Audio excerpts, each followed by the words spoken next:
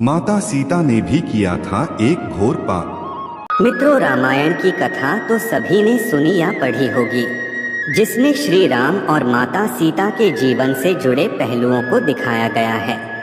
उन्हीं में से एक कहानी में बताया गया है कि कैसे मर्यादा पुरुषोत्तम राम अपनी पत्नी सीता को एक धोबी की बातों में आकर अयोध्या छोड़कर जाने को कह दिया था। लेकिन क्या आपको पता है कि वो धोबी के रूप में जन्मा एक पक्षी था, जिसके श्राप की वजह से ही माता सीता को वन में भटकना पड़ा था। जी हाँ, आपने सही सुना, माता सीता को श्राप मिला था। आज हम आपको बताएंगे कि देवी सीता को किस पाप की सजा मिली जो उन्हें वन वन भटकना पड़ा। धरती की कोख से जन्मी थी सीता। मिथिला नगरी में जनक राजवंश राज करता था। उन्हीं में से एक राजा सीरध्वज थे। एक बार यज्ञ के लिए वो जमीन जोत रहे थे। उसी समय वहां से एक छोटी कन्या निकलती है। इस सुंदर कन्या को देखकर राजा को बहुत खुशी हुई।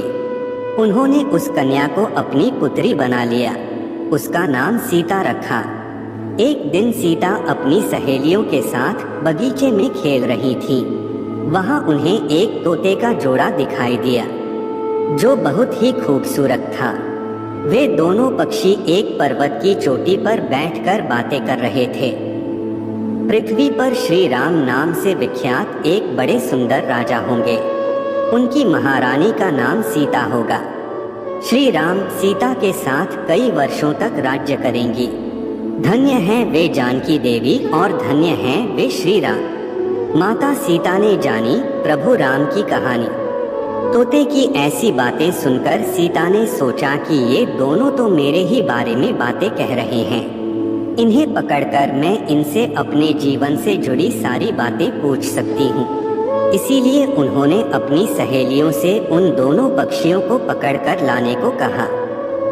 उनकी सहेलियां उस पर्वत पर गईं और दोनों पक्षियों को पकड़कर ले आईं। माता सीता उन पक्षियों से कहती हैं कि तुम दोनों बहुत सुंदर हो, देखो, डरो नहीं, मैं तुम्हें कोई नुकसान नहीं पहुंचाऊंगी। तुम बस मुझे ये बताओ कि तुम कौन हो और कहां से आए हो। राम कौन है और सीता कौन है, तुम्हें उनके बारे में कैसे पता है। पक्षी जोड़े ने सुनाई श्री राम जन्म की कथा। माता सीता के पूछने पर दोनों पक्षी बताते हैं कि एक बहुत विख्यात महर्षि वाल्मीकि हैं। हम दोनों उन्हीं के आश्रम में रहते हैं।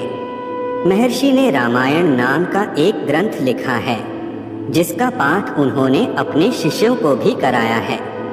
उन पक्षियों ने सीता को ये भी बताया कि इस ग्रंथ में महर्षि वाल्मीकि ने बताया है कि महर्षि ऋष्यशृंग के द्वारा किए गए पुत्रष्टि यज्ञ से प्रसन्न होकर भगवान विष्णु, राम, लक्ष्मण, भरत और शत्रुघ्न ये 4 मानव शरीर धारण कर पृथ्वी पर जन्म लेंगे। बड़े होने पर श्री राम महर्षि विश्वामित्र और अपने छोटे भाई लक्ष्मण के साथ हाथ में धनुष लिए मिथिला आएंगे और शिव जी के धनुष को तोड़कर सीता से विवाह करेंगे। राम और सीता का विवाह। फिर उस पक्षी के जोड़े ने कहा, हे सुंदरी, हमने तुम्हें सब कुछ बता दिया, अब हमें छोड़ दो, हम जाना चाहते हैं।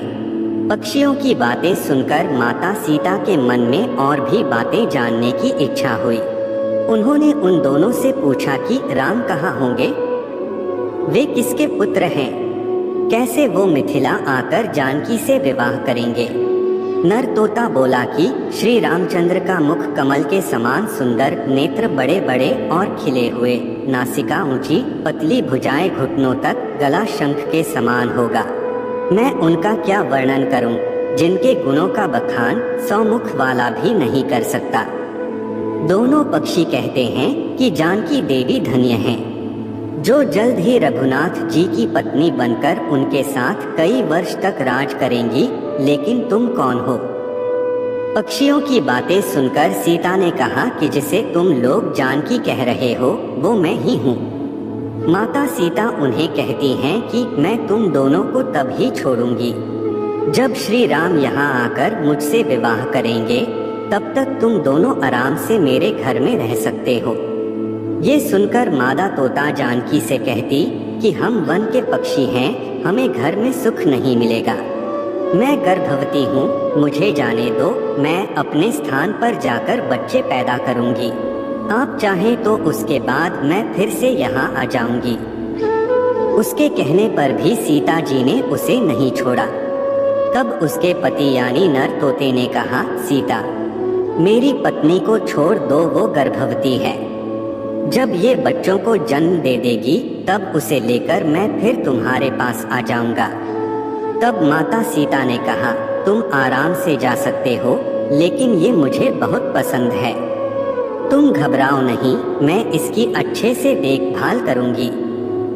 जब सीता ने उस मादा तोते को छोड़ने से मना कर दिया तब वो पक्षी दुखी हो गया।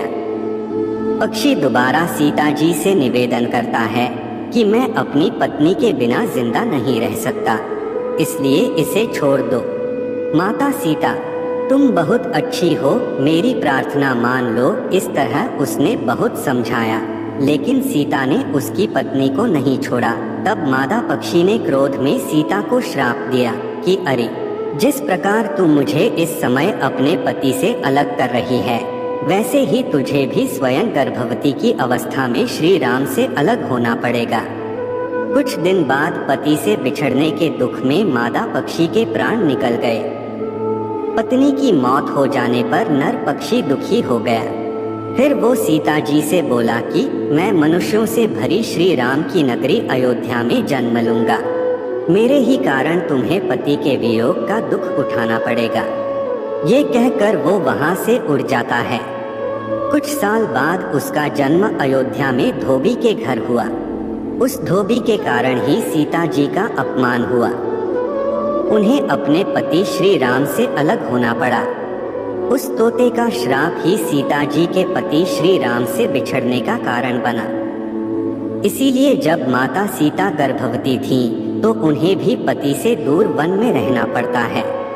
आपने अक्सर लोगों को कहते सुना होगा कि हमें हमारे कर्मों का फल हमें यहीं मिलता है।